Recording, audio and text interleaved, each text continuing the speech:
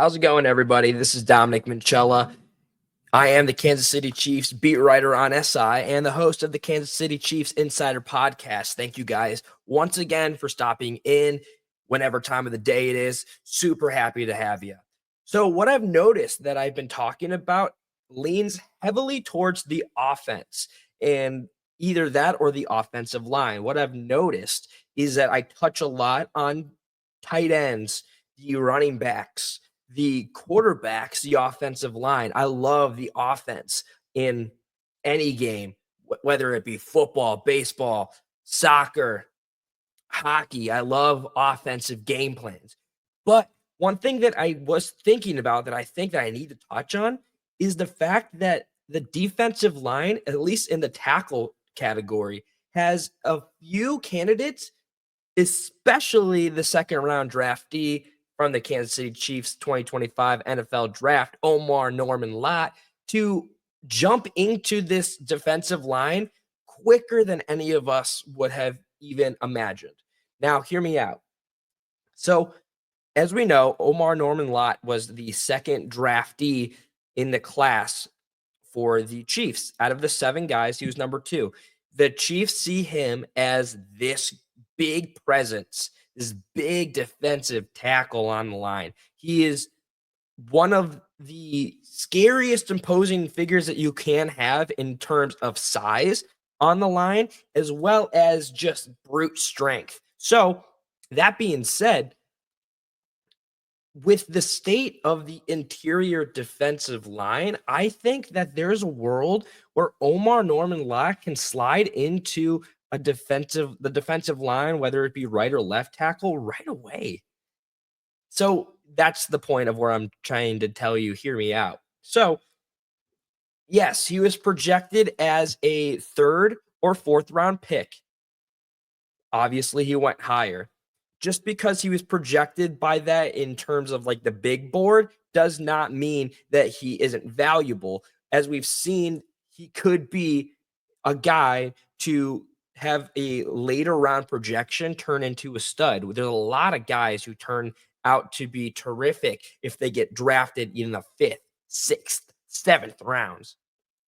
And even multiple candidates and new rookies on the Chiefs got picked up that have higher potential than where their projected round slot was. So I am not going to write him off, obviously, because of that, especially because he hasn't even played a single snap in the pros yet. So one thing that they noted about him at the combine is that he's got big hands.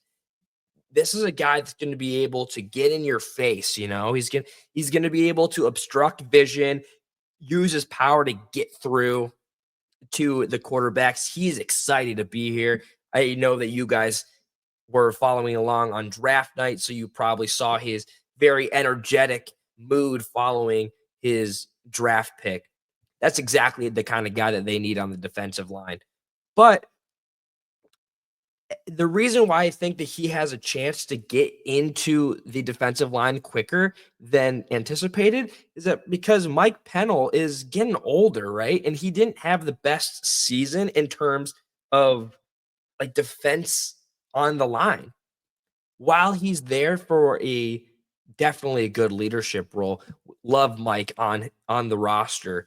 Not a move that I'm upset with them bringing him back, but a move to where if Omarr-Norman-Lott starts showing enough promise early on, it's better to get him out on the line and work alongside the likes of Chris Jones and all that. Or Jerry Tillery. He's another guy that they brought in to add to the depth as well. Those are guys that you can learn from, but some players in the NFL, especially rookies, learn better when they're thrown into the deep end. And you can't get thrown into the deep end any further if you're not on the defensive line. He's got the experience, obviously. In 2024, he had 27 pressures on 139 pass rush snaps, which is huge. Big, strong guy. You're not getting through him. But also throughout his whole collegiate career, As you know, he got drafted out of Tennessee, but this is talking about his entire career. So his entire career is he's got 44 games played, 89 combined tackles, and a 13 and a half quarterback sacks.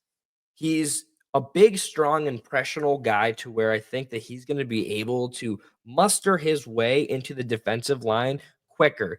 As we've seen, the defense was able to hold off a lot of pressure in the Super Bowl, right? If anything, the ball just got turned over too much on offense to where the defense was so tired that even when they did make a stop, they had to go immediately back onto the field. And then that's when the problem started to happen.